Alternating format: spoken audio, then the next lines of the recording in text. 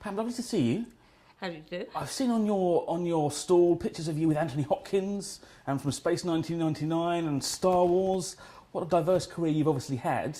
Very diverse. Well, indeed. Tell me, how did you first get into acting in the first place? When I left college, where I trained to be a chef, I became a model. Didn't want to be in the kitchen with no makeup, no nails, you know, and I did modelling. And then after that, I went to work in a casino. And yeah, I was working in Brighton, and then they made Oh, What a Lovely War. Everybody was in it, and it was fantastic. And I was working the first 2 weeks on the film.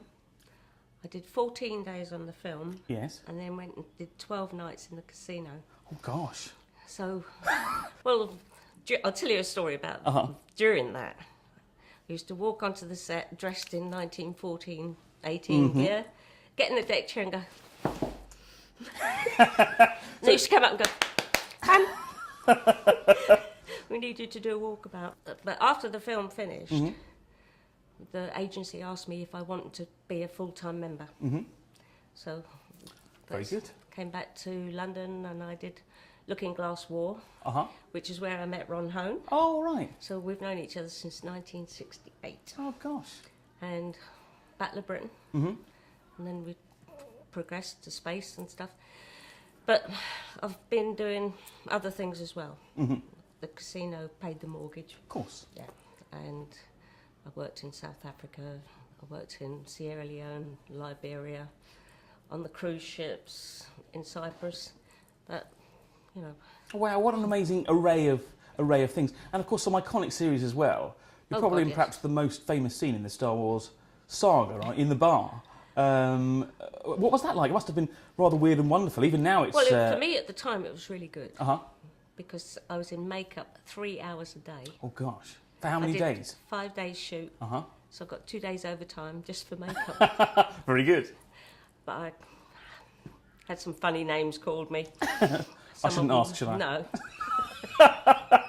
Oh, dear. An egghead, because it was at Easter time that we made it. Oh, OK. And they were quite good to me because my father was very ill and I wanted to have pictures to show him. And they let me have 2 Polaroids. Oh, that's nice. Which was very nice. And no, don't use them. And you know, I've not used them for 30 odd years. So now I have used them, but they're a little bit worn, weary now. But you could get to see them. That's lovely. So that was nice because, as I say, Mum used to bring him to the sets and things like that. But it's still very secretive, but never realised how secretive. And I had an action figure come out in 2009. So how's that when you see the action figure 6 inches tall of yourself? Me. Oh, really? I thought they'd have to ask you or something. No, because when we do the extra work and stuff like that, you sign away your life at the end of the day. I see, right. Yeah, so they can do what they like with you. When the action figure came out, I'd by this time got a computer and gone on Facebook.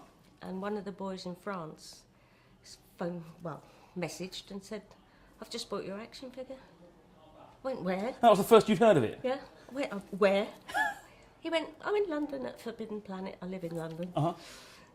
Coat on. Down the road. And I bought quite a few of them. But now I can't get hold of them. Oh, really? And so recently as well, 2009? Ron Holmes just brought that one back on my table from Mexico. Oh, goodness. And I've just asked one of the boys in America to get me one. And I think it's $16 or something out there. Fancy that. Because they were about $7.99 or something. And I was paying $9.99 in London for them. But can't get them. Goodness.